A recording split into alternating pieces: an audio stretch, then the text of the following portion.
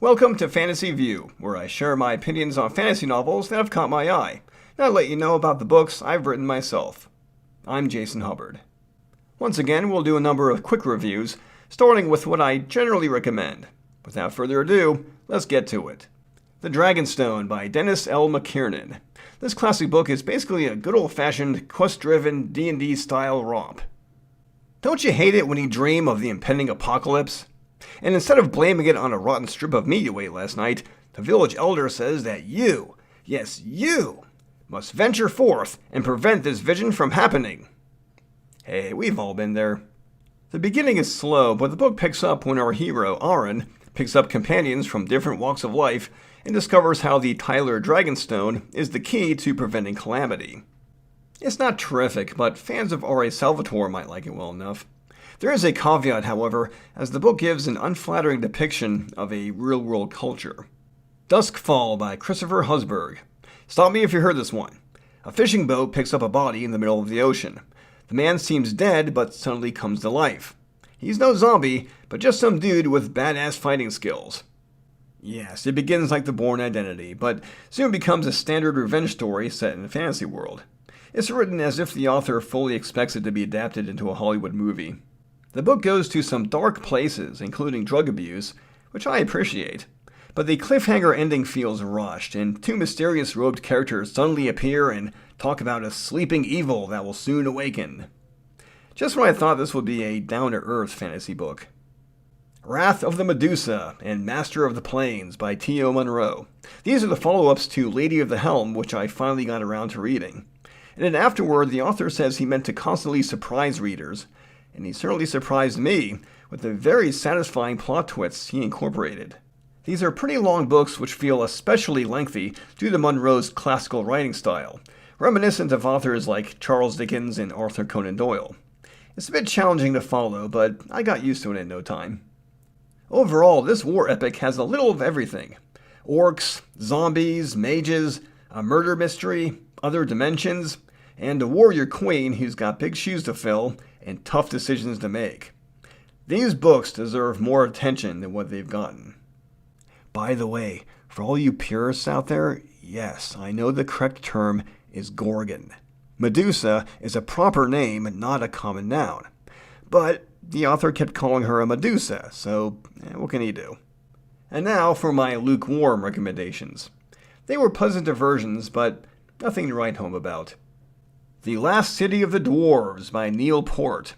This is another long one, and it's the final installment of a series of long ones. A proud but plague-weary people are fighting nasty monsters that breed underground. Meanwhile, a woman named Jacinta, who's gone to hell and back, travels with nomads to find and kill a mad sorcerer who started this whole mess. It's a decent war epic with plenty of personality. Also interesting is how the setting is an actual spot on Earth, where the wet and chilly highlands can spell doom for travelers. The author even includes web addresses if you'd like to learn more about the places his characters struggle through. The Truthseer Archives by Mike Shelton. While going through the market, Shailene is suddenly handed a green stone called a Truth Stone. His power gives her the gift of sensing a lie, or even just a falsehood, by feeling physical pain. Not the most awesome superpower, but handy in a pinch. With her brother as a guardian, Shailene must go from one kingdom to the next to retrieve and restore each stone of power that the royals possess. But she is opposed by rogues who come from the very island the stones originated from. I was intrigued by the premise, but this YA trilogy just ended up being okay. It's a decent adventure that could get a little repetitive if not for the author changing things up. Shailene herself is simply a nice girl who has a strong taste for sweets. She can smell them from a mile away, which the author uses for story progression, which is a little cheesy. The final confrontation is awfully rushed with little suspense, and everyone gets their happy ending, despite Shailene feeling pain whenever anyone tells her she looks good in that dress. I kid, of course. Well, mostly. March of the Gnomes by Aaron Price. You know what would be awesome? Being a college student with so much free time, you can stay in an immersive VR game for several weeks without needing to eat or drink anything. That's the situation that Alexis finds herself in, so let us all join together in burning envy of her. In the virtual world of Archon, she discovers that players who are stuck as playing as gnomes are being taken advantage of by other players. Alexis aims to fix that with economics and beating up bullies. Honestly, I'm not much for the lit RPG genre, but I know what I like, and I didn't find the story very gripping. It also doesn't help that misspellings and missing commas can be distracting. Wisteria Witches by Angela Pepper. You've heard of mommy porn, right? Well, this is mommy fantasy. Zara, a single mother, moves into a new home with her teenage daughter. There, she learns from her aunt that she is a witch with magic powers, and that the studly guy next door is a werewolf. Good times. This story is basically like a sitcom with that gee golly gosh type of humor. A few reviewers have pointed out that the teenage daughter is way too well behaved to seem real. Overall, it's a fun little story that can help cool down a hard ass like me after reading a lot of drama. And if you end up liking it, there's a hell of a lot more books after it. The mystery in the plot could have been better realized, though. The Lifeblood of Ill-Fated Women by Kevin James Bro. A woman named Astrid is found in the woods wearing old Viking body armor. She settles in with simple folk, including Warren, her rescuer, who is skeptical about her claims that she is a princess, and that her last memory is charging in a battle in her city. She and Warren develop a sexual relationship, but it isn't long before the reason for her being there rears its ugly head. This book is clearly meant to have a main character who is torn between returning to the world she knew and staying in the world she's come to know. But since there is no follow-up book, this is never explored. At least you can come for the steamy love scenes? Hey, just don't blame me if you get funny looks on the bus. Shadowstalker Part 1 by Renee Scattergood. The evil empire is invading the archipelago. Worse yet, the bastards have ruined young Ornn's camping trip. It's up to Ornn and her mentor Cato to stop the megalomaniacal leader before it's too late. This book is okay. It's one of those teacher and protege stories where weird magic is taught in order to stop evil.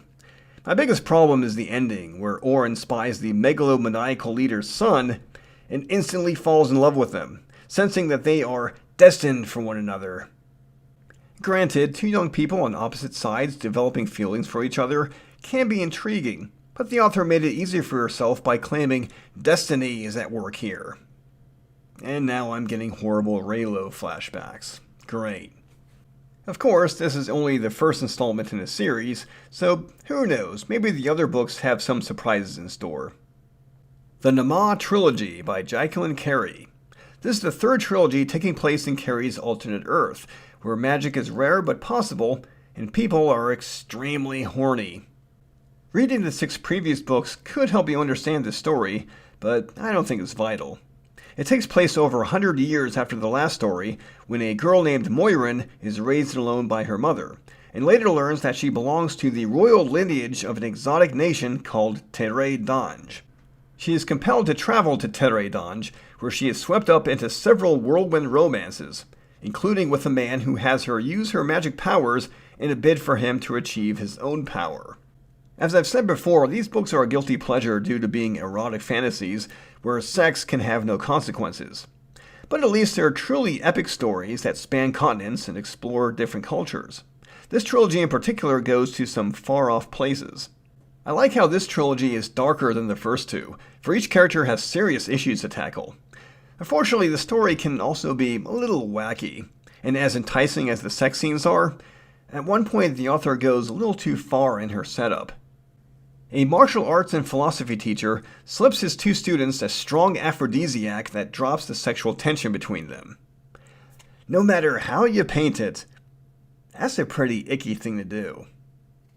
Nefertiti's Heart by A.W. Exley. Since this is book 1 of the Artifact Hunters, I was expecting something adventurous like Indiana Jones. But no, it's more of a historical mystery/romance. With a twist. Kara returns to London to sell her late father's belongings, only to hit a snag when a Viscount named Nathaniel ends up owning the estate. Meanwhile, someone is on the loose, killing nobility in search for a priceless artifact. The intriguing thing about the story is the developing relationship between Kara and Nathaniel. He attempts to break through her icy exterior, not in a charming way, but a sleazy way. And it works. It might be worth seeing how this potentially toxic relationship ends up in the next few installments. The setting is a steampunk 19th century London, where there are airships and mechanical horses that run on steam power. This doesn't factor much into the plot, though. It could take place in a historically accurate London, and little would change. And finally, here's one title that I don't recommend. Unless you want to check it out for yourself so you can come back and tell me how full of shit I am. The Foreseen by Noor de Ullenad. I could perhaps best describe this as a mini-epic about a struggle for royal succession. Princess Astrid is forced into exile because her father has passed, and by law the royal siblings must fight each other for the throne. But her brothers aren't interested in mortal combat amongst themselves. Meanwhile, the younger Lumi lives in a temple full of prophets who dream of the future. She starts having her own dreams of Astrid still being alive. No one believes her, but she is determined to find Astrid so the princess may save the kingdom from her tyrannical brother. Astrid may be the tougher and more important character, but the book mostly centers around Lumi, so the story is mostly about the strength of heart rather than the strength of arm and clout. There's not much else to say except for the very end when someone does a noble sacrifice, which may sound good on paper, but it's actually pretty sick. I think the author should have reconsidered putting that in. So that's it. My look at around 17 books, if you include the trilogies. I'm Jason Hubbard. Thanks for listening, and please, keep reading.